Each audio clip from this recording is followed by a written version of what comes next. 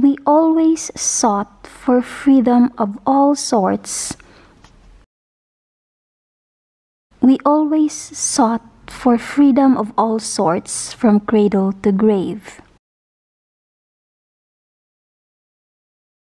But family values and traditions and circumstances where thoughts, opinions, choices, and even emotions are constrained because of manipulations. It is but impossible to be as free as a flying bird. This entrapment is closely similar, literally, to that scene with the birds enclosed in the box. As this is a reality for some, obedience is always key for a serene relationship with the family. Surely,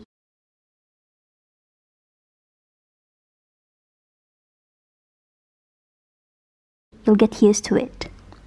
And for the rest, manipulative entrapment is a form of oppression in disguise, and you may have succumbed to that for some years, a decade or so. And while it is recurring, it now becomes a flight or fight burden of becoming that birds in the box, or the birds that should be outside the box.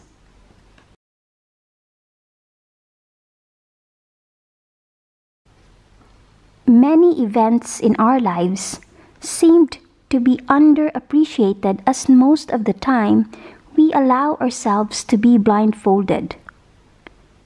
We tend to look beyond what is laid right in front of our eyes. We have propensities to the we have propensities for the unforeseen. We less likely appreciate what we have now. We forget to savor what is now, as we either dwell from the pains of the past,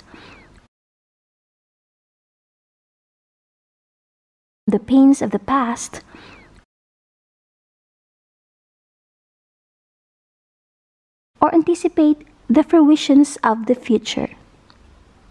We are indeed victims of subconscious confinement. Also, as people are blinded with the glitz and sparkles that unbeknownst they have been shanghaied. They were led to believe to be trekking to the path of security and safety, but unfortunately to the great unknown. But when we divert the spotlight to the basic unit of society, we are always assured that despite turmoil and uncertainty,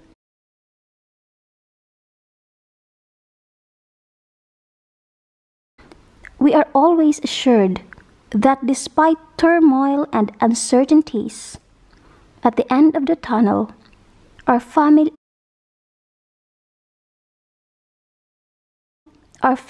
arms are wide open to untie the blindfold and help us see that life is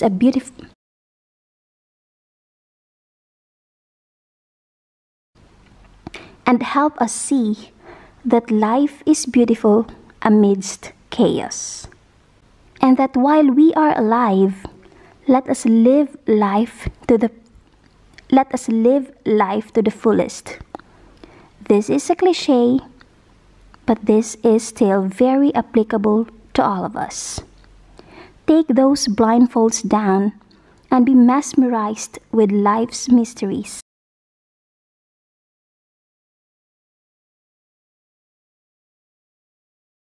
Life is too short to be blinded with sorrows, to be blinded with fears, to be blinded with pains. Life is too short to be blinded with fears, with pains, and with sorrows. Though adversities do come our way, but there is always a path of remedy for all wounds, external or self-inflicted, and it is for us to discover and choose. And that begins by untying those blindfolds. This is SIGH Talks, and I hope to see you on my next episode. If you have some comments or some thoughts to share, please leave them down on the comment section below. Thank you, and see you next time. New year, new series, and I call it SIGH Talks, where I discuss current topics and relate them to some realities in life. I am SIGH. Live, love, laugh at first sight.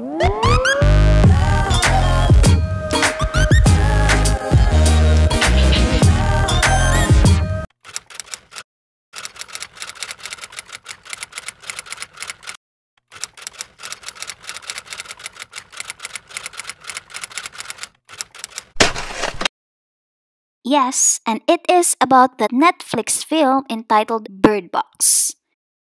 There are only two concepts that I will be discussing in this episode. The first concept from the film is the fear of demons. But when it comes to real life, what are your fears? How do you face your fears?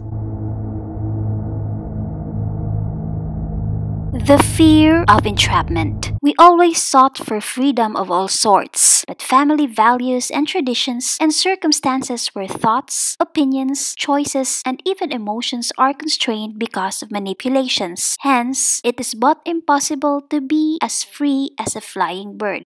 As this is a reality for some, obedience is always key for a serene relationship with the family. You will get used to it.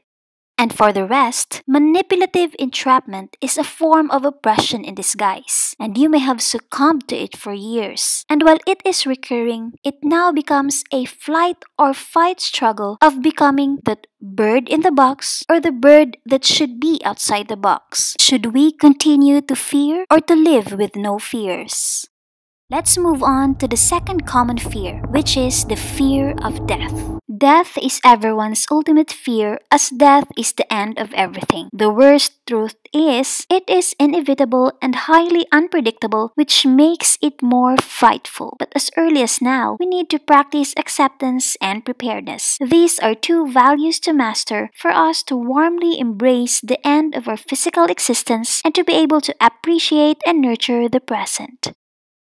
And the second concept that I am discussing is the blindfolding of the characters. Many events in our lives seem to be underappreciated, as most of the time, we allow ourselves to be blindfolded. We tend to look beyond what is laid right in front of our eyes. We have propensities for the unforeseen. We less likely appreciate what we have now, forget to savor what is now, as we either dwell from the pains of the past or anticipate the fruitions of the future. We are victims of subconscious confinement. Also, people are blinded with the glitz and sparkles that unbeknownst they have been shanghaied. They were led to believe to be trekking to the path of security and safety, but unfortunately to the great unknown.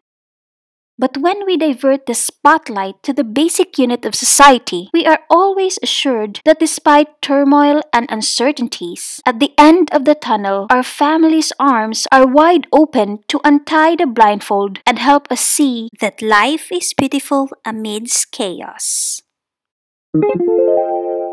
that while we are alive, let us live life to the fullest. Take those blindfolds down and be mesmerized with life's mysteries. Life is too short to be blinded with sorrows. Though adversities do come our way, but there is always a path of remedy for all wounds, external or self-inflicted, and it is for us to discover and choose. And that begins by untying those blindfolds. That's it for the first episode of SIGH Talks. If you like this video, please give it a thumbs up. And if you have some thoughts to share, please leave them down on the comment section below. And if you want to share this to your friends, please openly do so. And if you have not subscribed to my channel yet, I guess it's time to consider subscribing. Thank you for watching and see you next time. Bye!